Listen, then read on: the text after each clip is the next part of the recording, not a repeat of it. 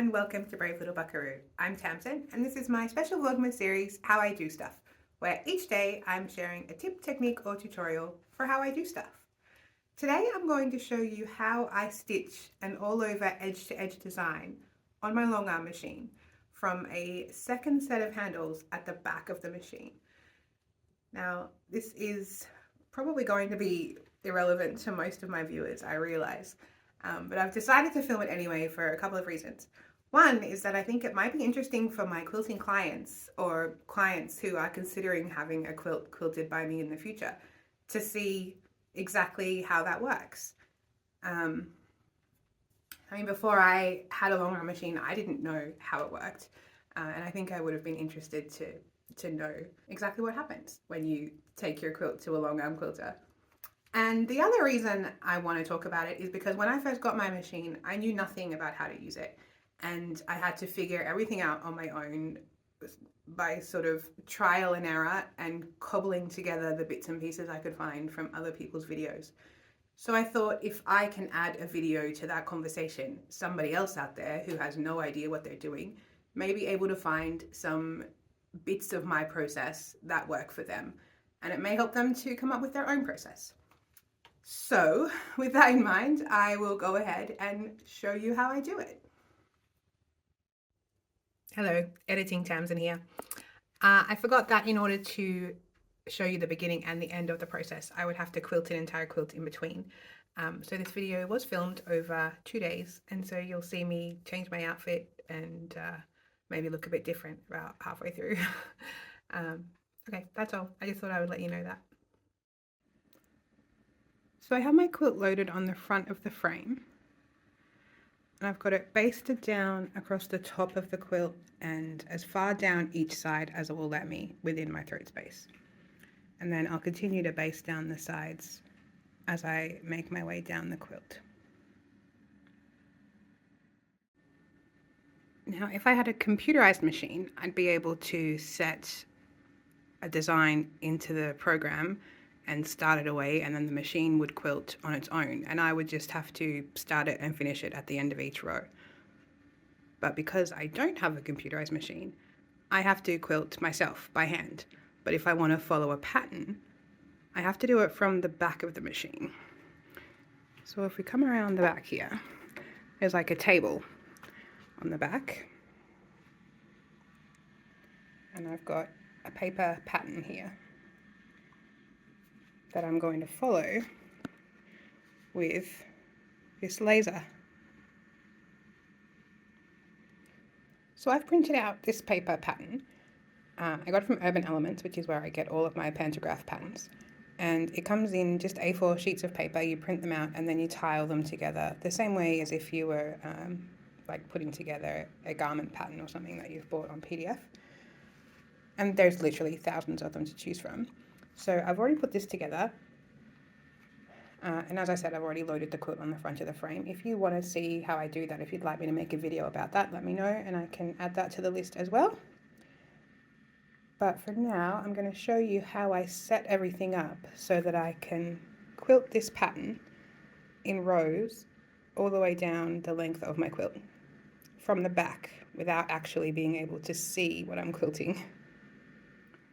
So the first thing I have to do is figure out where my needle is in the quilt top and where that's going to correspond on the pattern on the back. So I'm going to put my needle down into the quilt just outside the edge of the quilt top. And then I'm going to go around to the back where the pattern is and see where that puts me. Okay, so I've got my paper pattern on my table. And on top of that, I've got a thin film of plastic. It's actually, I think it's pattern preview paper is what they call it. So it's just a thin layer of plastic. And the idea of it is that you could put this plastic over your quilt and then draw on it to audition different quilting designs. But I've used it to lay over the top of my pantograph pattern so that I can mark up my beginning and ending points and then just be able to wipe it off and be able to reuse the paper pattern again. So this laser light here, that corresponds to the needle. So wherever the needle goes, that light goes. And when I start sewing, I'm going to follow this pattern with the laser, and I'm going to sew what the pattern is showing. But first I'm going to show you how do I mark it up so I know where to start and where to stop. But I might have to get my husband to help me film that because I only have 2 hands. Okay, so this laser represents my needle, and my needle is just outside the top left corner of the quilt. So I need to start sewing around there or just beyond it. So I draw a line on my pattern. This is just a white dry erase marker. And so that's how I know where I need to start so this is the side of my quilt, the edge of my quilt. What I need to do now is figure out where on my pattern I'm actually going to start sewing so that I can get all the bits of this repeat. So this is where I'm going to need to move on to this part of the pattern. So I'm going to have to do all of these bits, these partial bits, before I get to there. So I'm going to start here and I'm going to go that way. And I'm going to do that bit, and then I'm going to go down here and I'm going to do that bit, and then I'll go up to that bit, and then around there and down to that bit, and do that last little bit there, and then I'm going to come down here and start away with the actual pattern. And then once I go all the way along all of these lines, I'm going to get to the other end, and then I'm going to need to know where to stop. So we'll do that next.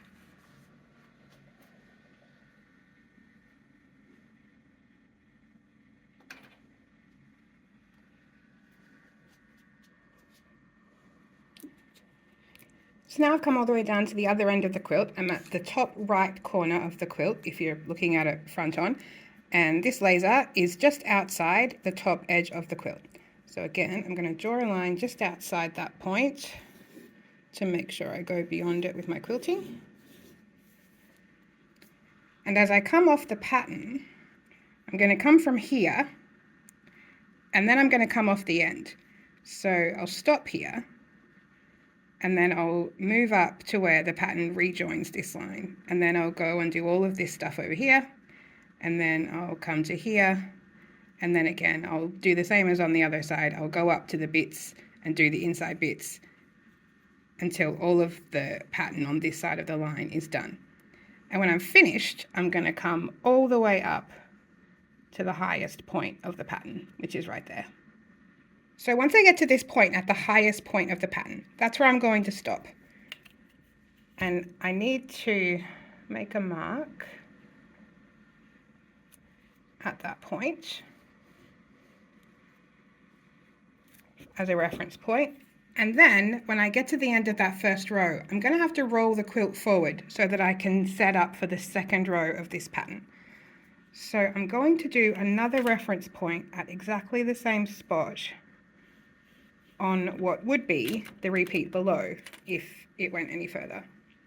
So that would be my new highest point in the next repeat. So when I get to the end of this pattern, I'm going to stop here, and my laser will be here. I'm going to go around to the front of the quilt, unlock all my clamps, and I'm going to roll it up so that the laser goes from the top point all the way down to this bottom point. And then that's how I'm going to know that I'm in the right spot to start again. Okay, so now I'm going to drop my needle down and get my thread up to my bobbin thread up to the top, and then tie that off so I'm ready to start sewing. And I'm just outside the top edge there. Make sure that's working all right. Cut off my threads. And now we're going to go around to the back of the machine and start quilting the first partial row. So here's where the needle is, at the top edge of the quilt. And what I'm going to do first is, you can see this is the main pantograph design. But down here is like a shadow of a design with a partial repeat. And the top edge of this, basically the black line of my paper here, represents the top edge of the quilt. So I need to quilt these lines that I have here, these partial lines, to fill in the gaps of where the full pattern goes. So that's where we start. So I'm going to quilt this little line, and then I'm going to be off the top of the quilt top, and then I'm going to quilt this bit, and then I'll come back off. And so it'll be like the pattern is moving onto the quilt.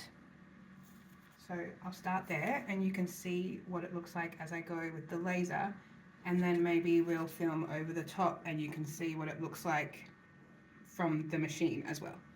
Okay?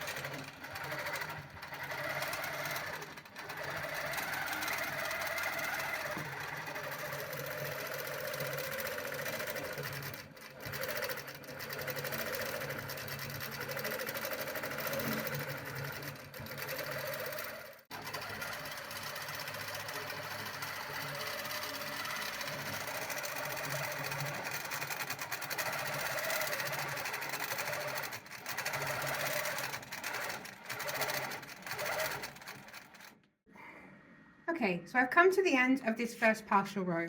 I don't need to roll the quilt on yet because I've got to do this whole first row of the actual pattern first. So I'll go around to the front of the machine, end my threads, move back to the new starting point, and then I'll quilt that whole first row of the pattern.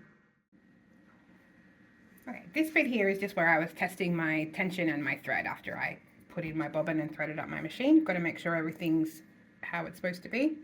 So now I'm going to tie off this thread, and to do that, lift the needle, pull some thread down, move it away and come back. And then I hold on to this thread while I put the needle down and up again to bring up the bobbin thread. And then I'm going to go back to the beginning. Now I'm going to start my thread again here at the beginning. And I'm going to lock off my stitches there so they can't come undone. Snip off my threads. And I always like to just do a few stitches to make sure that thread's in there and not going to come undone. And then I have to go back around to the back of the machine and figure out exactly where I'm going to start this row of stitching. Okay, so we're back around the back of the machine, and this is where my needle is. And when I dropped that in there, I forgot that actually I need to start this pattern up here. But that's okay, we'll just sew straight up the line.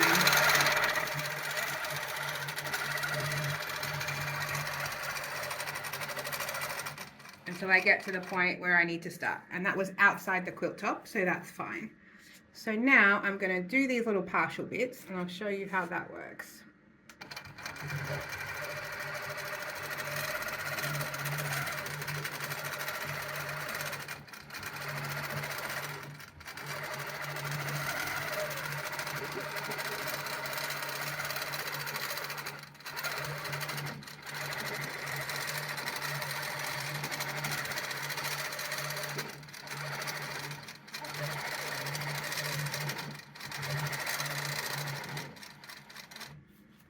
As you're watching me do this, you may see that the laser doesn't always go perfectly on the line, and most of the time that's fine. You want to be close, right? You want to follow the pattern as close as you can, and certainly if you've got any really specific points that need to be hit exactly the same every time, I would maybe not recommend doing those from the back unless you're very precise and confident about how that works. But most of the time, you sort of stay on the line. The most important thing is if you do come off the line, don't jerk back to it. Just try to like guide yourself smoothly back to it so that you don't have any like jagged pointy bits. So from here, I'm going to now quilt this whole pattern. I'm going to go all the way around along the lines, all the way to the other end. And then when we get to the other end, I'll show you how I wind it on.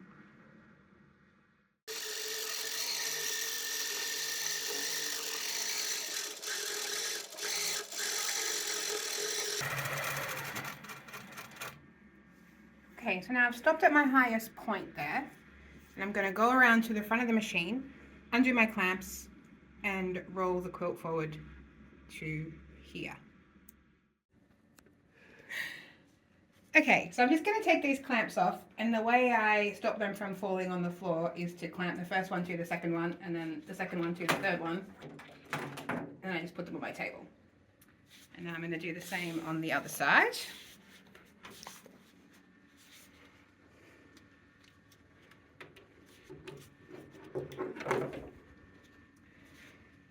And then I'm going to undo this lock here so that I can roll it back. And you can see here that my laser is on my reference point. And now I'm going to turn this dial, and what that does is roll my quilt onto this bar, which moves the needle back, which in turn moves this laser back. And I'm going to roll it back until it's just slightly further past my reference point. Like one click past it. And then I'm going to come to the front bar, put the lock down, and tighten it slightly so that the laser now is on that point. Now I'm going to put my clamps back on. And you don't want your clamps to be super tight. They just want to hold on to the side there and keep the sides up. That one might be a bit tight. And I'm going to sort of fluff this up as I go and smooth everything out. Make sure there's no puckers in the bashing or the quilt top. Clamp the other side. And now this bungee cord in the front here is how I make sure everything is still going straight. So when I load my quilt, I put a safety pin through this bungee cord. I could be using toggles, but I couldn't find any, so I'm using a safety pin instead. And that is in line with the edge of my quilt. So every time I roll my quilt forward, I can use that as a mark or a reference point to make sure that my quilt is still straight and square. And then this one is also in line with this seam. This one here is in line with the center of my quilt. As I go across here, make sure everything's neat and tidy. That one's in line with the seam, and this one is in line with the edge of my quilt top. And another visual reference, if you sort of look down the bar here, you can see that this seam is pretty straight across there. If it was really crooked or wonky, then you would know that something obviously wasn't straight. Right, so now it's clamped, and we're ready to do the next row, but first I'm going to baste down this edge. So I'm going to reduce my stitch length to 1/4 inch, or increase my stitch length to 1/4 inch, and then I'm just going to go over here and pop over to the bit where my basting finished on the last row, and then just baste this down right on the inside edge of the quilt top. And that's just so that when I'm going back and forwards over it, it doesn't flip up and fold over. That's also what this foot is for. This is, I think Handiquilter calls it the glide foot. So it's like spoon shaped, so that this will go over the edges and not flip them up. So now that that's basted, I'm just going to break that thread. So I loosen off the top thread, pull up the bobbin, and cut it off. And then I'm going to come over the other side and baste this side down as well. Now on this side I like to start at the bottom and baste up. I don't know why, I just do. So I've buried my threads there. I just baste up the side of the quilt until I get to the point where I stopped basting on the last row. I'm going to pop my needle down, and then because I've basted from the bottom to the top, I can just change my stitch length back to 12 and then get back to my approximate start point. Okay, so here's where the needles ended up when I buried it at the front. We're going to go up to the top here and we're going to start at the starting point of the pattern. So I'm going to start quilting.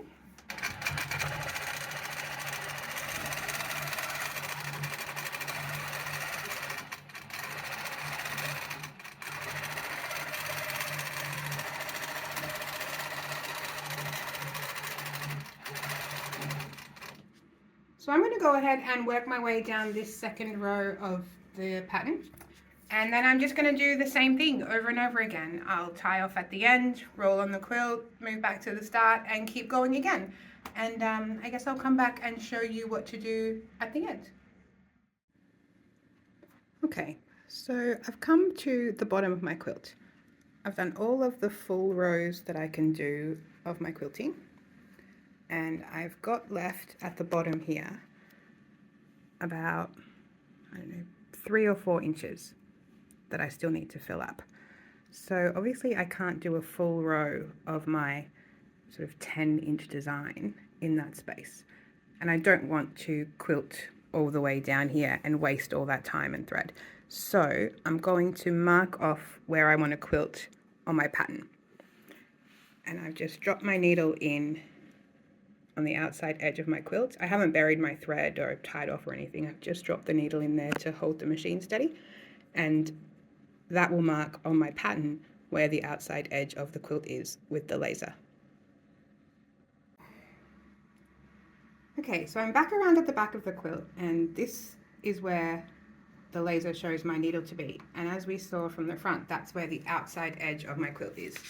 So I'm going to put a dot there with my dry erase marker, and then I'm going to lift up the needle. I haven't buried my threads, the needle's just was in the fabric, so I can pull that out and move it along. So now I'm going to move my needle along the quilt a little way, and now the laser will show on my paper where the outside edge of my quilt is. And I'm keeping my needle just past the outside edge so that I make sure I quilt a little bit beyond where the quilt finishes. And I'm just going to work all the way down my quilt, marking these dots on the outside edge. They may not be perfectly straight because I can't see super well over the top of the quilt exactly where I am, but as long as I'm marking outside the quilt, then we should be fine.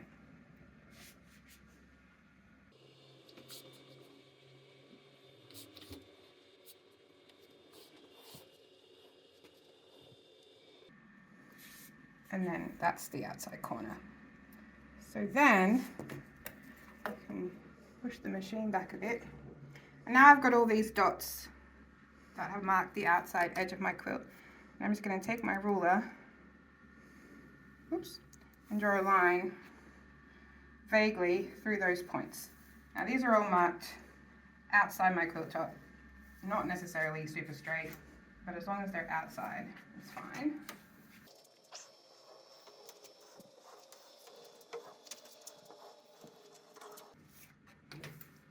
Now we're back to the beginning. So the way I'm going to quilt this is by starting over here and doing these bits only that are inside the line. So I'll do this bit as I did before at the beginning, and then I'll come over here and I'll follow the line. And when I get to the line, I don't need to go any further than that. So I'm going to travel along the line to where it joins back with the pattern, and then I'll follow the pattern until I hit the line. And then I'll go along the line until it joins the pattern again. And then I'll just carry on all the way down the quilt. Probably won't come back for that bit. And I'll move over this way and then do the same. And then I'll do all the way down until I get to the other end, and then the quilt will be quilted.